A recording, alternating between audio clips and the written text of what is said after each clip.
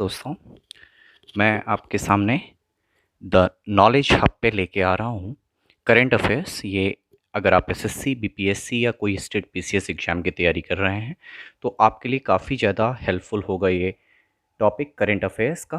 देखिए, current affairs की शुरुआत करते हैं। सबसे पहला जो हाल ही का करंट अफेयर है वो है पंचायती राज दिवस। पंचायती राज दिवस हर साल 24 अप्रैल को मनाया जाता है। हर साल 24 अप्रैल को क्यों मनाया जाता है? तो भारत का 73वां संविधान संशोधन अधिनियम 1992 के द्वारा भारत में पंचायती राज व्यवस्था को संवैधानिक अधिकार प्राप्त हुआ। तो ऐसे में विथ इफेक्ट फ्रॉम 24 अप्रैल 1993 से भारत में पंचायती राज व्यवस्था लागू कर दी गई।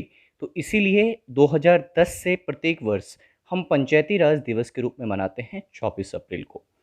और साथ के साथ इस दिन को प्रधानमंत्री मोदी ने क्या लॉन्च किया है? तो ई ग्राम स्वराज पोर्टल को लॉन्च किया है पंचायती राज दिवस के उपलक्ष्य में। अब पंचायती राज व्यवस्था के ऊपर कुछ प्रकाश डाल लेते हैं। तो संविधान के भाग 9, जो भाग 9 है संविधान का, उसमें पंचायती राज व्यवस्था की बात कही गई है। यह भारतीय संविधान के अनुसूची 11 में है। भारतीय संविधान के अनुसूची 11 में है और जिसके अंतर्गत 29 विषय हैं। मतलब पंचायती राज व्यवस्था में कितने विषय हैं?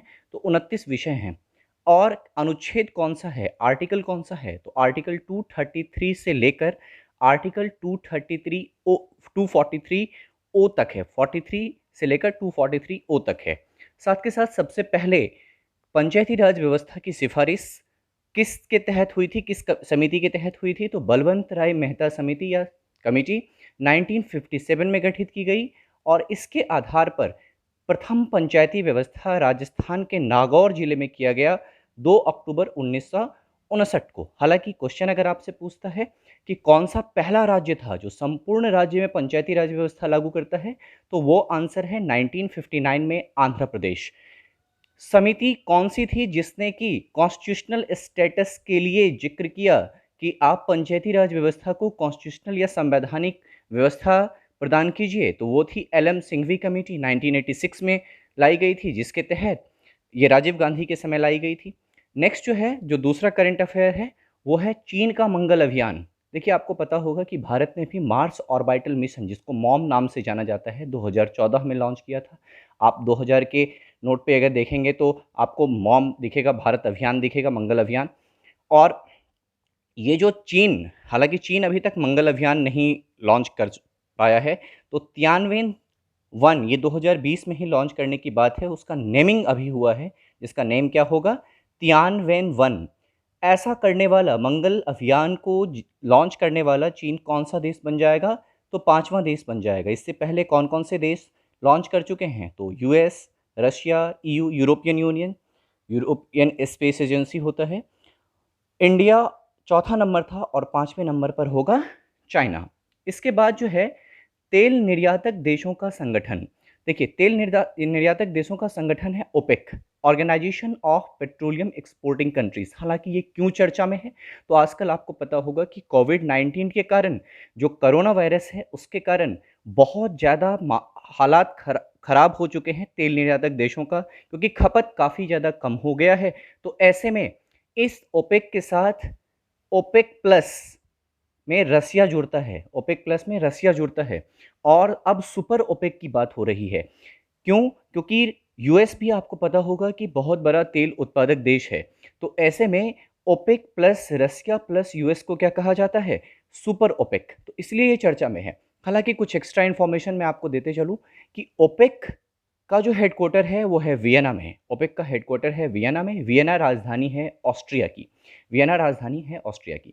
हालांकि ओपेक में 15 देश हुआ करते थे, लेकिन 2019 में कतर ने इसको छोड़ दिया 1 जनवरी 2019 को, और 1 जनवरी 2020 को इक्वाडोर, जो कि दक्षिण अमेरिकी देश है, इक्वाडोर, उसने इसको छोड़ दिया है 2020 में, 1 जनवरी 2020 को। तो तेल निर्यातक देशों का संगठन आपको ध्यान रखना है ओपेक। हालांकि इसके कौन से प्रमुख देश हैं? तो Saudi Arabia, Iraq, Iran, Kuwait, UAE, ये सब इसके फाउंडर कंट्रीज कहलाते हैं।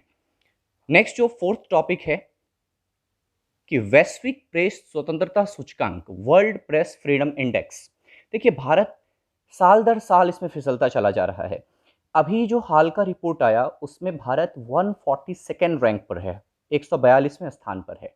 हालांकि 2018 में भारत 138वें स्थान पर था और 2019 में भारत 140वें स्थान पर था। तो हर साल 2 पायदान नीचे जा रहा है भारत वैश्विक प्रेस स्वतंत्रता सूचकांक में। और इसको प्रेषक या पब्लिशर कौन है इस वर्ल्ड प्रेस फ्रीडम इंडेक्स का? तो एक एनजीओ है जिसका नाम है रिपोर्टर्स विदाउट बॉर्डर।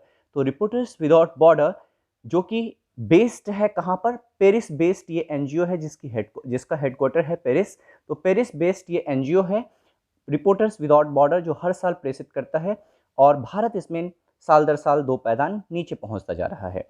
प्रथम स्थान पर है नॉर्वे, पहले स्थान पर जो देश है नॉर्वे, दूसरे स्थान पर फिनलैंड और तीसरे स्थान पर डेनमार्क। ये जो कंट्रीज़ हैं इनको नॉर्डिक कंट्रीज़ भी कहा जाता है, नॉर्डिक देश कहा जाता है। नॉर्वे फिनलैंड को स्कैंडिनेवियन कंट्रीज़ भी कहा जाता है। काफ़ी शांतिप्रिय देश हैं।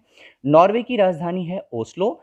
यहीं पर नोबेल पुरस्कार का जो पीस प्राइज़ है, शांति पुरस्कार है, वो यहीं दिया जाता है ओस्लो में ही। फिनलैंड की राजधानी है हेलसिंकी। आपको याद होगा कि हेलसिंकी में एक इनफॉर्मल टॉक हुआ था नॉर्थ कोरिया के जो तानाशाह हैं किम जोंग उन और अमेरिकी प्रेसिडेंट डोनाल्ड ट्रंप का। डेनमार्क का कैपिटल है कोपेनहेगन और अंतिम स्थान पर है इस वर्ल्ड प्रेस फ्रीडम इंडेक्स में नॉर्थ कोरिया। नॉर्थ कोरिया की राजधानी है प्योंगयांग। हालांकि अभी इसके तानाशाह किम जोंग उन भी काफ़ी चर्चे में है अपनी कार्डियोलॉजिकल जो उनका सर्जरी हुआ है उसको लेकर। तो आपको ये भी ध्यान रखना है कौन है वहाँ के तानाशाह, तो किम जोंग उन। हिंद महासागर आयोग आईओसी, इंडियन ओशन कमीशन, इसमें हाल ही में भारत को पर्यवेक्षक या ऑब्जर्वर के रूप में शामिल किया गया है। India became the observer of Indian ocean commission. अब बात उठती है कि ये इंडियन ओशन कमीशन है क्या? तो ये इसकी स्थापना 1982 में की गई थी और इसका जो हेडक्वार्टर है वो एबेने मॉरिशस में है।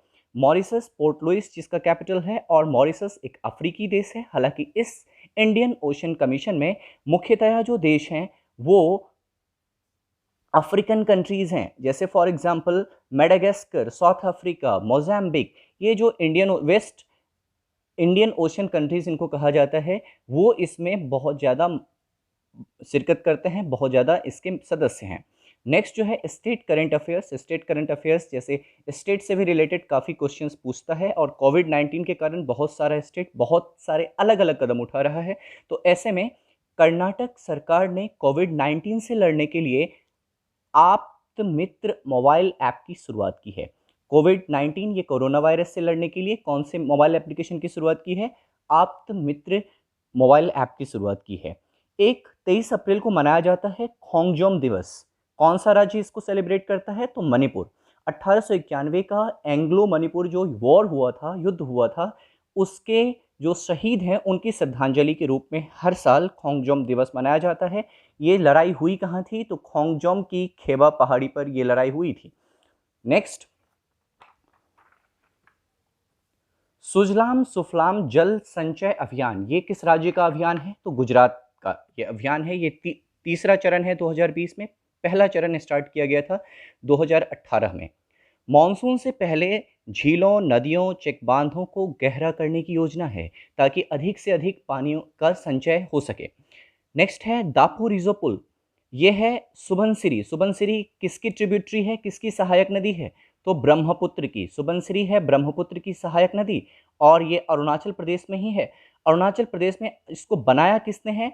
तो सीमावर्ती सड़क संगठन बॉर्डर रोड ऑर्गेनाइजेशन ने इसको बनाया है और ये भारत चीन सीमा तक जाने वाली संपर्क सड़क को जोड़ेगी। ठीक है, तो अरुणाचल प्रदेश का अगर आपसे पूछे कि सीएम कौन है तो पेमा खांडू। इसके सीएम कौन है? पेमा खांडू। यहाँ पर किस पार्टी की सरकार है? तो बीजेपी। ठीक है, नेक्स्ट, कोविड-19 गोवा पहला राज्य बन गया जो कि कोविड-19 से मुक्त हो गया। यहाँ पर 7 पॉजिटिव केस थे लेकिन 3 अप्रैल के बाद कोई भी यहाँ पर केस नहीं मिला है। ऐसा होने वाला दूसरा राज्य मणिपुर हो गया है और मणिपुर के जो सीएम हैं उनका नाम है एन बीरेन सिंह। गोवा के सीएम हैं प्रमोद सावंत। मुख्यमंत्री कोविड-19 योद्धा कल्याण योजना अगर आपसे पूछे तो ये मध्य प्रदेश सरकार ने लॉन्च किया है आंगनबाड़ी के 1 लाख कार्यकर्ताओं के लाभान्वयन के लिए। नेक्स्ट है एसएस कोरोना, ये दिल्ली गवर्नमेंट ने मोबाइल ऐप जारी किया है और दिल्ली गवर्नमेंट ने एक और ऑपरेशन सील्ड नाम की योजना जारी की है सील्ड में, जिसमें होगा सीलिंग, जो भी हॉट स्पॉट होगा उसको सील किया जाएगा। होम क्वारंटीन, जो भी पॉजिटिव केस या जिनके संदिग्ध होंगे उनको होम क्वारंटीन करवाया जाएगा, आइसोलेशन में रखा जाएगा और उनकी ट्रेसिंग भी की जाएगी। साथ के साथ एसेंशियल सप्लाई को भी जारी रखा जाएगा, लोकल सैनिटेशन किया जाएगा और डोर टू डोर चेक्स भी किया जाएगा। तो इस तरह से जो कुछ इंपॉर्टेंट टॉपिक्स थे वो मैंने आपके सामने डिस्कस किए। प्लीज़ आप मेरे चैनल को लाइक कीजिए, सब्सक्राइब कीजिए, लोगों तक पहुंचाइए, सो दैट कि मैं और भी अधिक उत्साह से आपके समक्ष प्रस्तुत करता रहूं द नॉलेज हब पर अलग अलग videos. Thank you so much.